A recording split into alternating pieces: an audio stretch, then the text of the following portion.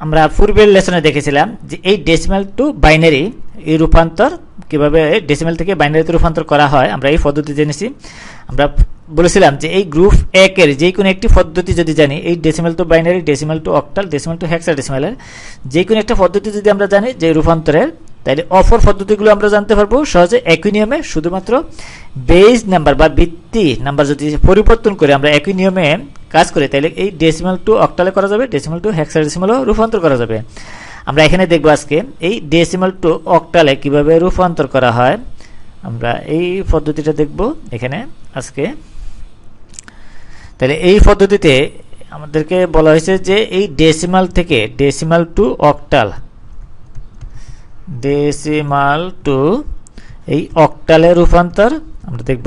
Octal, octal, এই অক্টালে কিভাবে রূপান্তর করা হয় আমরা জানি এই অক্টালের বেজ, অক্টালের বেজ বা ভিত্তি, এর বেজ বা ভিত্তি আমরা যদি বলি বেজ বা ভিত্তি হচ্ছে কত 8, তাহলে এই 8 দিয়ে এই ডেসিমাল সংখ্যাটাকে আমাকে ভাগ করতে হবে। আমরা যদি নিয়মটা বলি, তাহলে নিয়মটা হচ্ছে এই ডেসিমাল সংখ্যাটাকে আমরা যে কোনো সংখ্যাকে ডেসিমাল যে কোনো সংখ্যাকে এই 8 দিয়ে ভাগ করতে হবে এবং ভাগফলকে পুনরায় এই 8 দিয়ে ভাগ করতে হবে যতক্ষণ পর্যন্ত ভাগফল শূন্য না হয়, ততক্ষণ পর্যন্ত ভাগ করতে হবে।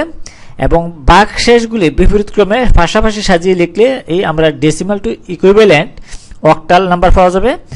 তাহলে আমরা যদি এরকম যদি একটু উদাহরণ দেওয়া থাকে যে 123.123.45 একটি ডেসিমাল সংখ্যা, তাহলে এর বেজ লিখতে হবে আমরা 10, একে এই অক্টালে রূপান্তর করো, অক্টালে। তাহলে এই অক্টালে রূপান্তর করতে বলা হলে এই অক্টালের বেজ নাম্বার দিয়ে আমাদেরকে ভাগ করতে হবে, রূপান্তর করো। তাহলে আমরা এই অক্টালের রূপান্তরের পদ্ধতি নিয়ম জানি। তাহলে আমরা যদি লিখি এই 123.45 এর পূর্ণক অংশ আমরা প্রথমে যদি লিখি, এই পূর্ণক অংশের আগে অক্টালে রূপান্তর করব, তারপর ভগ্নাংশ বা দশমিক অংশের এই রূপান্তর করব। তাহলে আমরা সমাধান লিখি, সমাধান বা সলিউশন।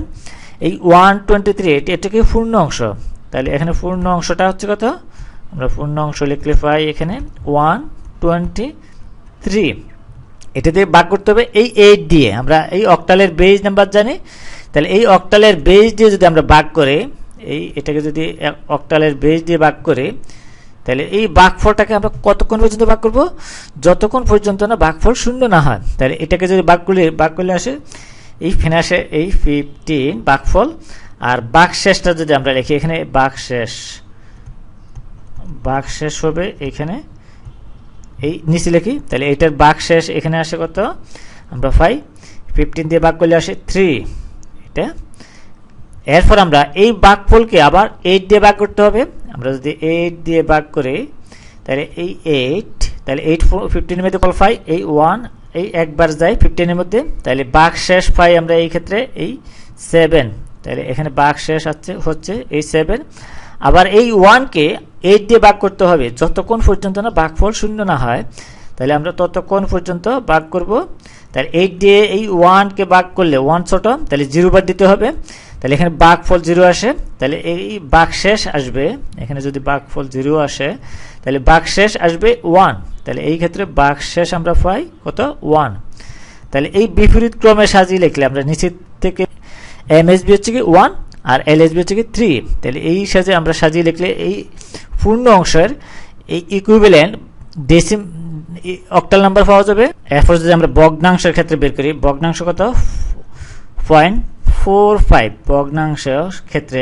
ভগ্নাংশের ক্ষেত্রে আমরা লিখতে পাই একই নিয়মে বাইনারিটাকে আমরা যেভাবে ভগ্নাংশ রূপান্তর করছি ঠিক অক্টালও একই রকম, শুধুমাত্র বেজ নাম্বার পরিবর্তন হবে। তাহলে এই ভগ্নাংশের ক্ষেত্রে আমরা এখানে হচ্ছে কত 0.45, আমরা যদি 0.45 এটাকে গুণ করতে হবে কত দিয়ে, আমরা গুণ করব এই 8 দিয়ে, বেজ অক্টালের বেজ 8 দিয়ে গুণ করতে হবে।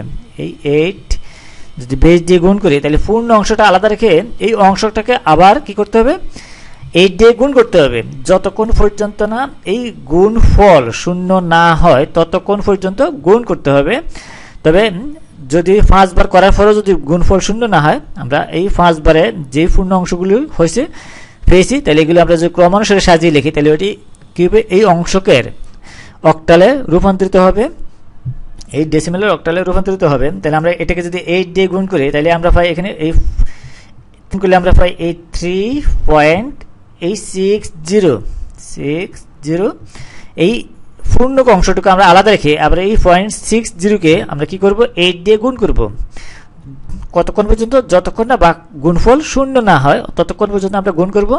তাহলে এখন আমরা যদি গুণ করি তাহলে এই 8 দিয়ে গুণ করতে হবে, 8 দিয়ে গুণ করলে এই 0.60 কে, তাহলে 0.60 কে আমরা যদি 8 দিয়ে গুণ করি এই 60 কে, তাহলে আমরা পাই এই 4.80, এই 4.80।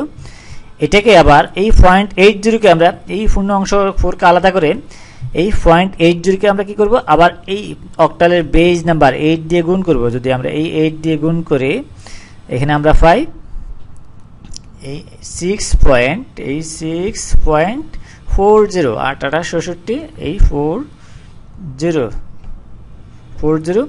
এই 0.40 কে আবার আমরা 8 দিয়ে গুণ করব। যতক্ষণ পর্যন্ত গুণফল শূন্য না হয় ততক্ষণ পর্যন্ত আমরা গুণ করতে থাকবো।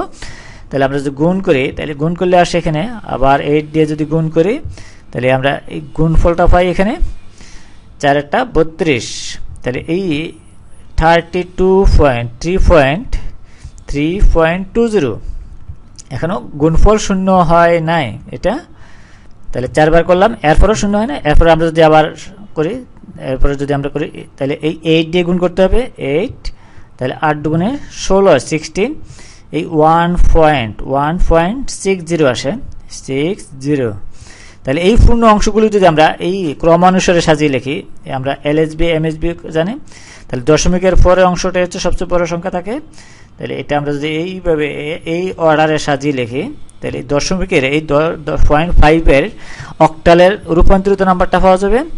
যেহেতু আমরা তাহলে আমরা যদি এখন এই অংশটার এই ডেসিমেলের সংখ্যাটার অক্টালের ইকুইভ্যালেন্ট নাম্বার লিখি তাহলে আমরা এখানে পাই এই 123.45, এই বেজ হচ্ছে 10, এর ইকুইভ্যালেন্ট হবে অক্টাল নাম্বার। আমরা প্রথমে পূর্ণ অংশের যে অক্টাল নাম্বার পেয়েছি আমরা নিচের থেকে এই উপরের দিকে বিপরীত ক্রমে সাজিয়ে লিখবো। তাহলে এখানে পাবে ওই 1 7, তারপরে 3 পয়েন্ট এই দশমিক 0.445, 123 আমরা বের করছি 173 দশমিক এই অক্টালের আমরা পূর্ণ অংশগুলো সাজিয়ে যদি লিখি এই অর্ডারে তাহলে 3 আগে লিখবো, এই 3, তারপরে 4, তারপরে 6, তারপরে এই 3, তারপরে হয়েছে এই 1।